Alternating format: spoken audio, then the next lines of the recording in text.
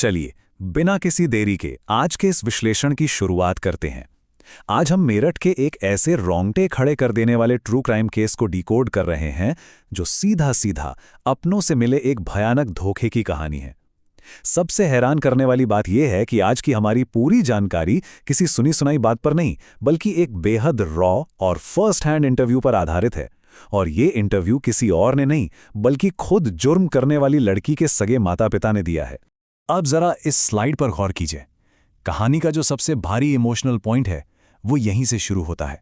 एक पिता जो अपनी सगी बेटी के लिए फांसी की सजा मांग रहा है। उन्होंने साफ कहा, मैं अब उससे प्यार नहीं करता, उसे फांसी होनी चाहिए। मतलब कोई भी पिता आखिर किस हद तक टूट चुका होगा जो वो ऐसा कह रहा है, यही हम आज समझने वाले हैं। भाग 1, अनसुने संदेश। एक माता पिता के उस ब्रेकिंग पॉइंट तक पहुंचने की कहानी समझने के लिए हमें थोड़ा पीछे जाना होगा और शक के उन शुरुआती निशानों को देखना होगा। इस टाइमलाइन को देखिए, ये साफ दिखाती है कि घटनाक्रम कैसे आगे बढ़ा। शुरुआत होती है महीने की 1 तारीख से, जब सौरभ ने अपनी बेटी को उसके नाना नानी के पास छोड़ा था। जाहिर है तब वो पूरी तरह अनजान था कि 4 तारीख को उसके साथ क्या खौफनाक वारदात होने वाली है। फिर 5 तारीख से एक झूठे ट्रिप की कहानी रची गई और 17 तारीख को वो बेहद संदिग्ध वापसी हुई। अब माता पिता को शक कैसे हुआ? दरअसल उन्होंने बातचीत के तरीके में एक बहुत बड़ा बदलाव नोटिस किया। नॉर्मली सौरभ हमेशा कॉल उठाता था, अच्छे से बात करता था, लेकिन 5 तारीख के बाद अचानक सिर्फ व्हाट्सएप मैसेज आने लगे जिनमें लिखा होता था कि वो बिजी है, डिस्को में है, पार्टी कर रहा है। ये बात उनके गले नहीं उतर रही थी। जैसे जैसे दिन बीत रहे थे, माँ की जो एक सिक्स्थ सेंस होती है ना, वो काम करने लगी। सौरभ पूरे 2 साल बाद लंदन से लौटा था, तो शुरुआत में तो माँ को लगा कि चलो 2 साल बाद पति पत्नी मिले हैं, थोड़ा ज्यादा एंजॉय कर रहे होंगे। लेकिन फिर भी उन्हें अंदर ही अंदर महसूस हो रहा था कि इस लंबी खामोशी के पीछे कुछ तो बहुत गलत छुपा है।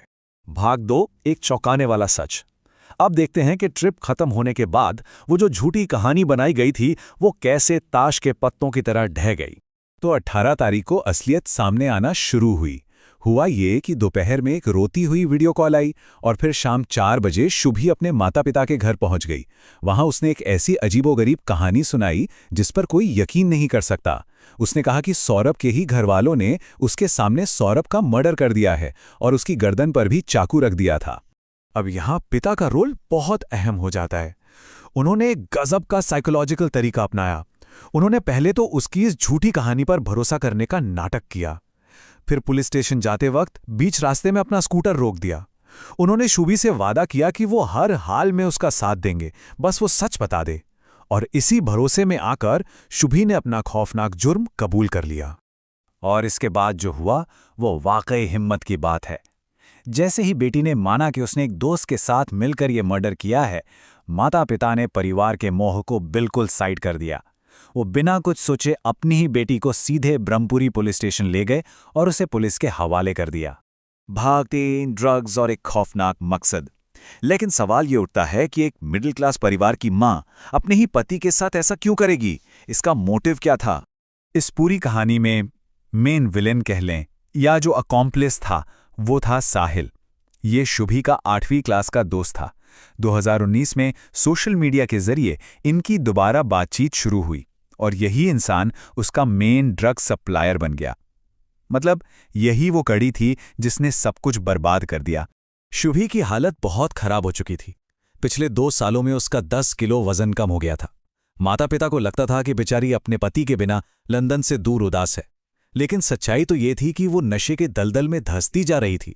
इंजेक्शन लेने से लेकर सिगरेट में पाउडर भर के पीने तक लत बहुत भयानक हो चुकी थी। और ये लत कितनी हावी थी ये इस एक लाइन से पता चलता है। शुभी ने अपनी मां से कहा था, मैं ड्रग्स के बिना नहीं रह सकती। सौरभ वापस आ गया है और हमें उसे हटाना होगा। बस नशे की भूख इतनी हावी हो गई थी कि जब सौरभ ने उसका नशा रोकना चाहा तो उसने अपने पति को ही रास्ते से हटाने का फैसला कर लिया। भाग 4, एक क्रूर धोखा। चलिए अब देखते हैं कि 4 तारीख को ड्रग्स के इस खेल में मर्डर की प्लानिंग को कैसे अंजाम दिया गया। माता पिता ने जो तथ्य बताए हैं वो सच में डराने वाले हैं। सबसे पहले सौरभ के खाने में नशीली दवा मिलाई गई। जब वो बेहोश हो गया तब नशे में धुत साहिल वहां पहुंचा। इसके बाद सौरभ के सीने में चाकू घोंपा गया और फिर सबसे भयानक हिस्सा, सबूत छुपाने के लिए उन्होंने डेड बॉडी को बाथरूम में ले जाके सीमेंट में पैक कर दिया। ये सोचना भी रोंगटे खड़े कर देता है। अगर हम थोड़ा फ्लैशबैक में जाएं तो माता पिता को याद आता है कि करीब 5-6 महीने पहले ही उन्हें एक बहुत बड़ी वार्निंग मिल चुकी थी। तब सौरभ को उस पर शक था और उसने माता पिता को नजर रखने भेजा था, लेकिन शुभी ने अपने सगे परिवार के लिए कमरे का दरवाजा तक नहीं खोला था। आज उन्हें समझ आ रहा है कि वो रिश्ता तो उसी दिन टूट चुका था। भाग 5, न्याय की पुकार। इस विश्लेषण के आखिरी हिस्से में हम बात करेंगे इस पूरी घटना के बाद बचे हुए दर्द और परिवार पर पड़े उस भारी बोझ की। इस टेबल को देखिए, ये दिल चीर कर रख देता है। एक तरफ है सौरभ का निस्वार्थ त्याग, जिसने अंधा प्यार किया, अपनी करोड़ों की प्रॉपर्टी छोड़ दी और मुश्किलें सहीं। और दूसरी तरफ हैं शुभी के कर्म, भयानक ड्रग एडिक्शन, एक पुराने स्कूल फ्रेंड के साथ साजिश और एक बेकसूर की सोची समझी क्रूर हत्या। ये अंतर सच में बहुत तकलीफदेह है। और इसीलिए जब हम पिता का ये बयान सुनते हैं तो उसका भारीपन महसूस होता है। वो सौरभ को अपने बेटे की तरह मानते थे। उनका सीधा सा कहना है कि जिसने उस इंसान के अंधे प्यार की कोई कदर नहीं की, उससे अब जीने का कोई हक नहीं है। उन्होंने अपनी बेटी से सारे नाते तोड़ लिए हैं और अब वो सिर्फ सौरभ के लिए इंसाफ चाहते हैं। इस पूरी कहानी को देखने के बाद एक बहुत गहरा सवाल हमारे सामने आकर खड़ा हो जाता है। जब नशे की लत किसी परिवार को अंदर से इस कदर खोखला कर दे, तो एक माता पिता के प्यार और उनकी माफ करने की सीमाएं आखिर कहां जाकर खत्म होती हैं। ये केस हमें सिर्फ एक क्राइम के बारे में नहीं बताता, बल्कि ये सोचने पर मजबूर कर देता है कि जब अपने ही धोखा दे जाएं, तो इंसान जाए तो जाए कहां। आज के लिए बस इतना ही।